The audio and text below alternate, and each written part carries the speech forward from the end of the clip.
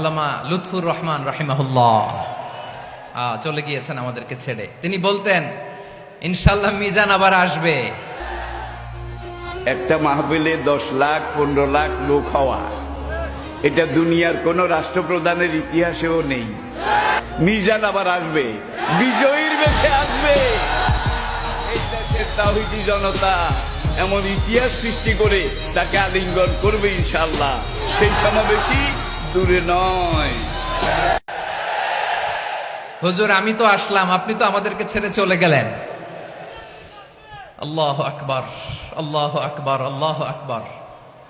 গলায় কোনো সুর ছিল না, সুর দিয়ে কথা বলতেন না, কিন্তু এত চমৎকার শব্দের বুনন, এত চমৎকার প্রেজেন্টেশন, এত চমৎকার ভাবে ঐতিহাসিক বর্ণনাগুলো তিনি উপস্থাপন করতেন। মন্ত্রমুগ্ধ হয়ে আমরা আল্লামা লুৎফুর রহমানের কথা শুনেছি। আমরা হযরতুল আল্লাহ লুৎফুর রহমান রাহিমাহুল্লাহর জন্য এই বিশাল ময়দান থেকে দোয়া করছি, আল্লাহ তাআলা তুমি তোমার এই খাদেমকে জান্নাতের মেহমান হিসেবে কবুল করে নাও।